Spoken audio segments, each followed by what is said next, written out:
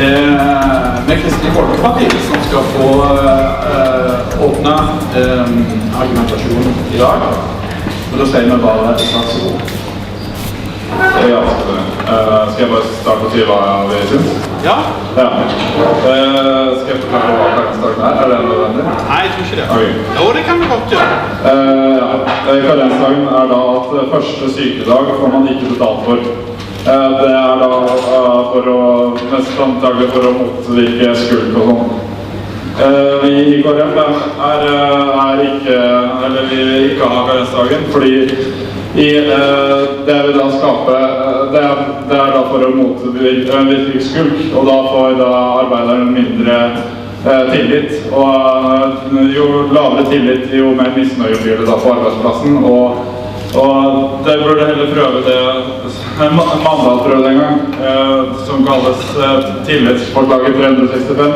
Da hadde jeg 365 dager med egenmelding, som det uansett hvor lenge de var syke, så trengte ikke å få en legeerklæring. Og da gikk faktisk sykefraværet ned fra 9% til 5,6%. Flott, takk til Kristelig Folkeparti. Vi går videre til Fremskrittspartiet. Ja, vi I Fremskrittspartiet for karensdagen. Dette fordi at dette her kan mer enn mulig få folk til å komme I arbeid. Det har bevist at det har vært en forbedring I andre land, som I Sverige. Og det derfor å da slippe sånn typisk skulk, for å si det rett ut. En dag der du ikke føler det helt til å komme I jobb. Takk, da skal vi videre til Sosialistisk Venstreparti, vær så god. Takk. OECD rådet I 2006 Norge til å ta grep for å redusere sykefraværet.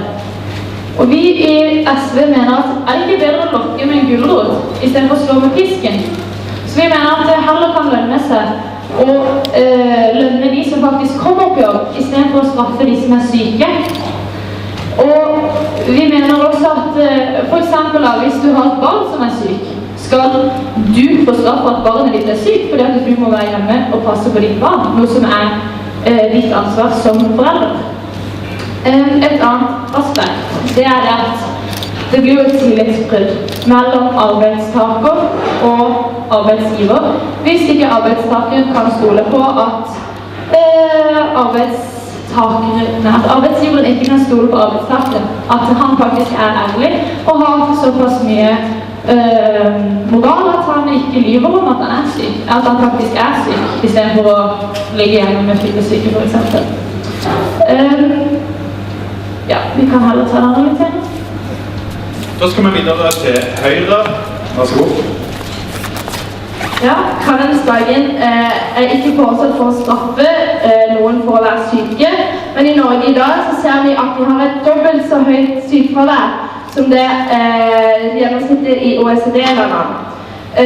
Og vi ser at vi kan ikke stole på at en avtale skal være med å redusere dette sykefraværet. Vi trenger et konkret tiltak for å redusere det.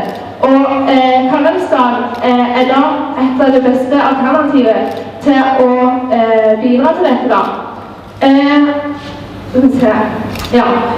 Vi har et så høyt sykefravær som 6,5%, og med innføring av karensdagen så fastslår OECD at det kan synke med 20%. Og selvfølgelig da så vil det bli tatt hensyn til folk som har kroniske lidelser og som må være lenger vekke fra arbeidet. Og jeg tror at når man syk, så tror jeg ikke man vil legge merke til at du ikke har fått lønning på en dag. Fordi dette handler om en dag og ikke flere dager. Og hvis du syk lenger enn en dag, så får du jo lønning på de andre dagene. Ja. Flott, da skal vi til det største opposisjonspartiet. Vær så god, Arbeiderpartiet. Ja, først kan vi begynne å si det at ja, vi har stor sykefravær I Norge, men det for de som vekke I lang tid fra jobb. Det vil si at hvis vi tar og fjerner lønn fra en dag der de vekke fra jobb, så vil ikke dette ha noe som helst å si fra sykefraværet.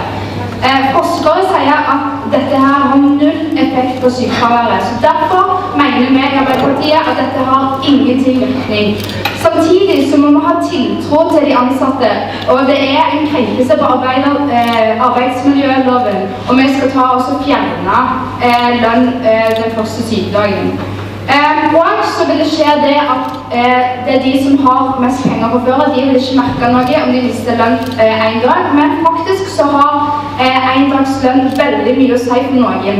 Og hvis de er da virkelig syke og fjerner og mister den lønnen, så går de heller på jobb. Og vi vil ikke ha folk på jobb som er virkelig syke, men ikke har noen som helst mulighet til å være vekke fra lønnen. Derfor er Arbeiderpartiet imot dette. Takk for det. Så var det Venstre. Ja, vi i Venstre vi er også imot karensdag. Dette på grunn av at det svekker tilliten mellom arbeidstaker og arbeidsgiver, der arbeidstakeren får mye mindre tiltro enn det han da har vanlig. Og så har det også vært forskning som viser at det er alt på sykefraværet, så som jeg sa tidligere, at det som går litt ned i begynnelsen, og så etter hvert så tar det seg opp igjen.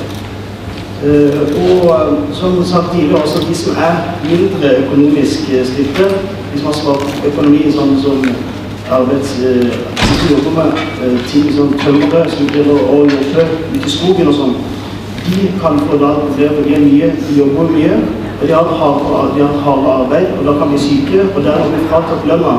Når de har lavere lønn enn vanlig, så sier den dagen ganske mye.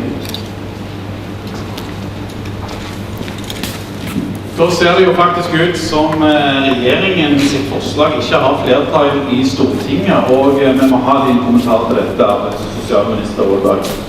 Ja, takk for det. Etter 30 år med IA-avtalen har vi fortsatt ikke sett noen resultater, og nå vil regjeringen bruke andre løsninger. Et høyt sykefravær medfører betydelige økonomiske tap, både for samfunnet og for næringslivet. Innføring av karensdager vil føre til redusert misbruk av den gjeldende sykeordningen.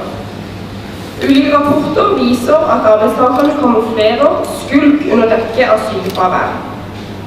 Innføring av karensdager vil hindre at folk tar seg fri på mandag fordi de enten tar helt på byen, eller blir hjemme dersom de er litt snustet i nesa.